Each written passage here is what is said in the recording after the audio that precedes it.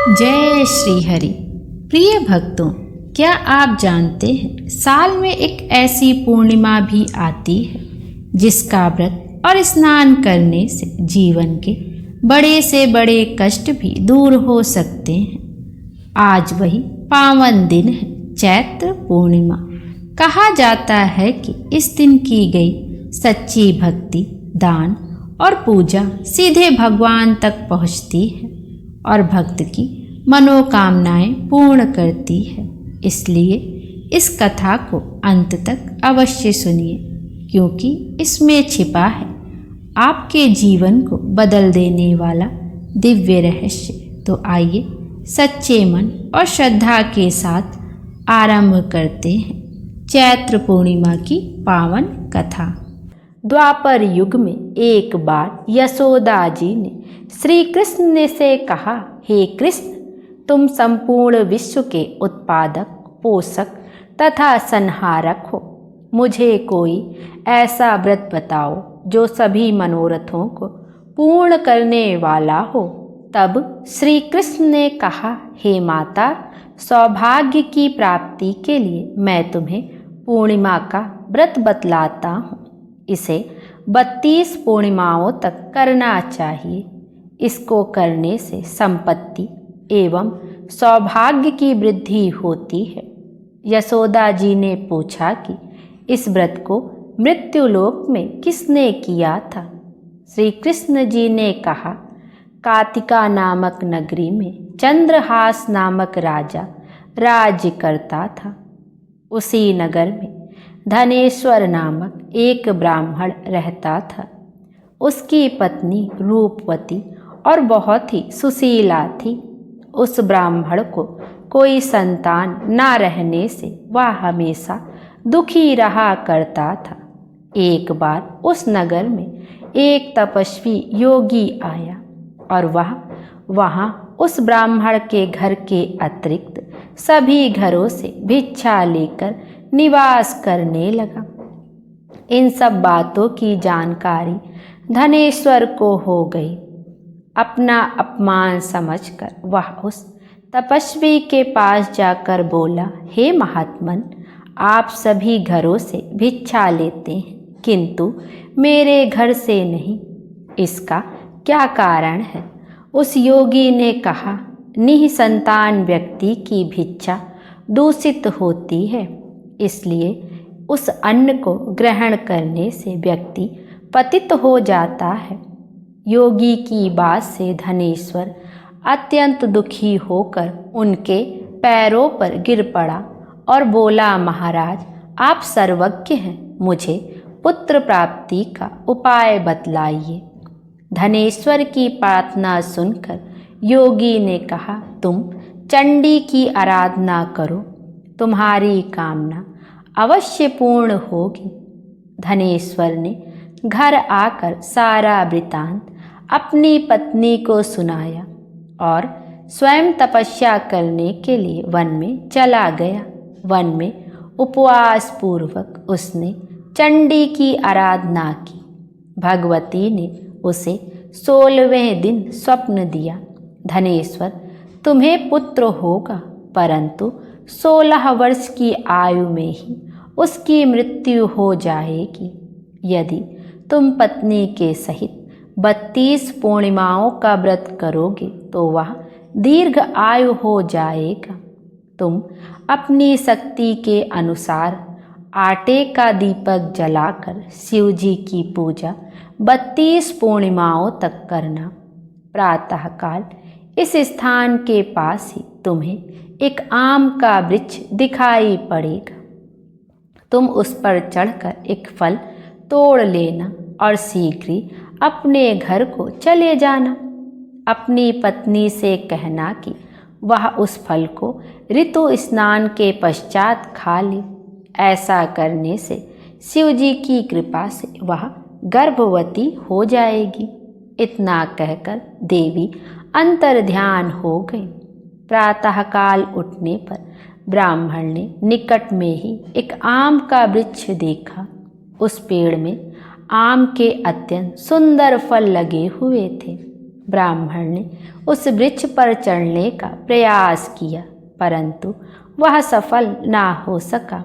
अंत में वह गणेश जी की स्तुति करने लगा, हे विघ्न विनाशक, आप मुझ में इतनी शक्ति दें कि मैं अपना मनोरथ सिद्ध कर सकूं। गणेश जी की कृपा से वह वृक्ष पर चढ़ गया। उसने उस वृक्ष पर एक सुंदर फल देखा और उसे ही वरदानी फल समझकर तोड़ लिया। घर लौटकर उसने अपनी पत्नी को वह फल दे दिया। फल खाने के परिणाम स्वरूप वह गर्भिणी हुई और उसने एक अत्यंत सुंदर पुत्र हुआ। उस पुत्र का नाम देवदास रखा गया। वह बालक शुक्ल पक्ष के चंद्रमा के समान दिनों दिन बढ़ने लगा। देवी की आज्ञा के अनुसार उसकी माता ने पुत्र की मंगल कामना के लिए 32 पूर्णिमा का व्रत रहना आरंभ कर दिया। बालक का 16वां वर्ष शुरू होते ही माता पिता चिंतित हो उठे कि यदि इसकी मृत्यु हो जाएगी तो वे उस शोक को कैसे सहन कर पाएंगे। अतः उन्होंने देवदास के मामा को बुलाकर कहा कि हम लोगों की इच्छा है देवदास को काशी भेजकर 1 साल विद्या अध्ययन कराने की है, इसलिए तुम इसके साथ चले जाओ और 1 साल के बाद उसके साथ लौट आना। काशी यात्रा के लिए देवदास को एक घोड़े पर बैठाकर उसके मामा को साथ में कर दिया गया। बालक के माता पिता ने अपने मन की आशंका को उसके मामा से गुप्त ही रखा। देवदास के जाने के बाद उसकी माता ने 32 पूर्णिमाओं के व्रत को पूरा किया। उधर एक दिन देवदास अपने मामा के साथ रात्रि बिताने के लिए किसी ग्राम में ठहरा हुआ था। उसी रात्रि उस गांव में एक ब्राह्मण कन्या का विवाह होने वाला था। जिस स्थान में गांव की बारात ठहरी हुई थी वहीं देवदास भी ठहरा था। कन्या के विवाह मंडप में ही वर को अचानक धनुवृत्ति रोग का आक्रमण हो गया। वर के पिता ने परस्पर विचार किया, मैं क्यों ना विवाह देवदास के साथ करा दूं। आगे का वैवाहिक कार्य अपने पुत्र के साथ संपन्न करा लूँगा। यदि अभी से यह वेद कन्या पक्ष में खुल जाएगा तो बारात वापस लौटानी पड़ेगी। ऐसा सोचकर वर का पिता देवदास के मामा से बोला, आप अपने भांजे को थोड़ी देर के लिए मुझे दे दें, विवाह कृत्य संपन्न हो जाने पर मैं लौटा दूंगा। उत्तर में मामा ने कहा, कन्यादान आदि में जो द्रव्य मिलेगा उसका अधिकारी मैं होऊंगा। वर के पिता ने यह शर्त मान ली। देवदास के साथ उस ब्राह्मण कन्या का विवाह विधिवत संपन्न करा दिया गया। विवाह उपरांत वह उस विवाहित कन्या के साथ भोजन ना कर सका। उसने अपने मन में सोचा, अब यह ना जाने किसकी पत्नी बनेगी, और तभी उसके नेत्रों में आंसू छलक आए। वधू ने उसकी उदासी का कारण पूछा। उसने सारी बातें बता दी। सुनकर कन्या ने कहा, मैंने अग्नि के समक्ष आपको पति बनाया है। आपके अतिरिक्त अब मेरा कोई दूसरा पति नहीं बन सकता। देवदास ने कहा, तुम ऐसी भूल ना करो, क्योंकि मेरी आयु बहुत अल्प है। मेरे ना रहने पर तुम्हारी क्या गति होगी। परंतु वह दृढ़ प्रतिज्ञ कन्या बोली, मुझे चिंता नहीं है, जो आपकी गति होगी वही मेरी भी होगी। हे स्वामी, आप उठकर भोजन कीजिए। कन्या की बात मानकर देवदास ने भोजन किया और रात भर उसी के कमरे में रहा।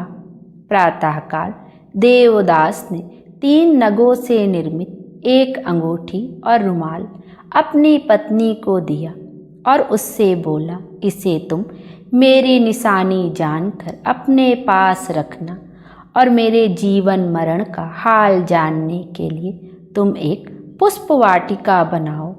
उसमें सुगंधित नवमल्लिका लगाकर प्रतिदिन सिंचन करो।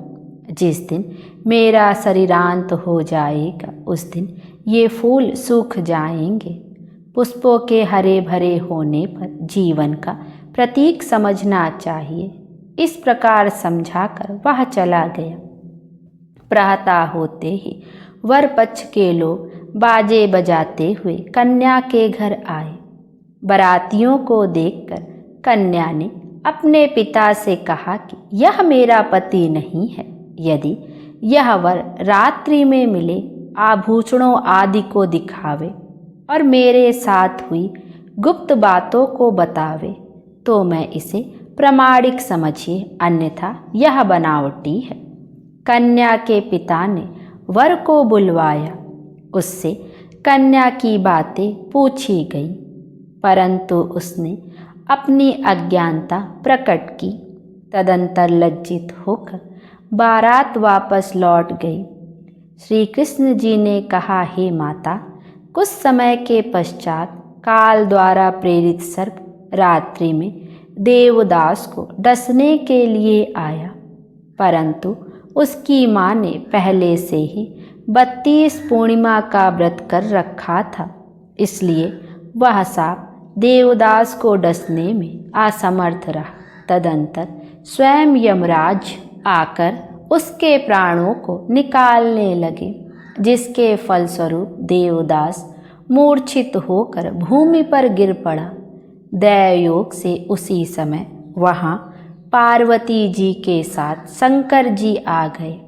देवदास की मूर्छित अवस्था को देखकर पार्वती जी ने शिव जी से कहा, हे महाराज, इसकी माता ने 32 पूर्णिमा का व्रत किया है, अतएव आप इसे प्राणदान दें। पार्वती जी के अनुरोध से शिव जी ने उसे प्राणदान दिया, जिससे वह बालक स्वस्थ होकर उठ बैठा। उधर देवदास की पत्नी उसके काल की प्रतीक्षा में रहा करती थी। जब उसकी वाटिका के पुष्प मुरझा गए तो उसे महान आश्चर्य हुआ, किंतु थोड़ी देर के बाद ही वे पुष्प पुनः खिल उठे, जिससे उसने अपने पति के जीवित रहने का प्रमाण पा लिया। देवदास की पत्नी ने अपने पिता से कहा, पिताजी, मेरे पति जीवित हैं, आप उनकी खोज कराइए।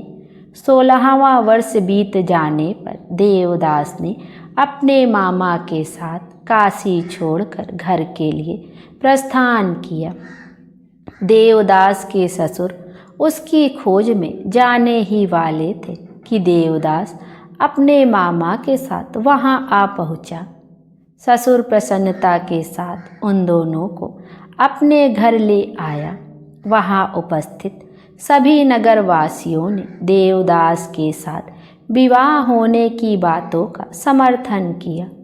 देवदास को देखते ही कन्या ने पहचान लिया। कुछ दिन बाद देवदास अपने मामा और पत्नी के साथ अपने घर को दहेज लेकर चला गया। ग्रामवासियों ने देवदास के आने की खबर उनके माता पिता को दी। थोड़ी देर में देवदास के माता पिता वहां आ गए। देवदास और उसकी पत्नी ने आकर सबको प्रणाम किया। माता पिता ने पुत्र वधू को हृदय से लगा लिया। धनेश्वर ने बहुत बड़ा उत्सव किया और ब्राह्मणों को दान दक्षिणा देकर संतुष्ट किया। श्री कृष्ण जी ने कहा कि इस प्रकार 32 पूर्णिमा व्रत के प्रभाव से धनेश्वर ब्राह्मण पुत्रवान बन गया। जो लोग इस व्रत को करेंगे उनका भी मनोरथ पूर्ण होगा, इसमें कोई संदेह नहीं। बोलिए विष्णु भगवान की जय, कृष्ण कन्हैया की जय।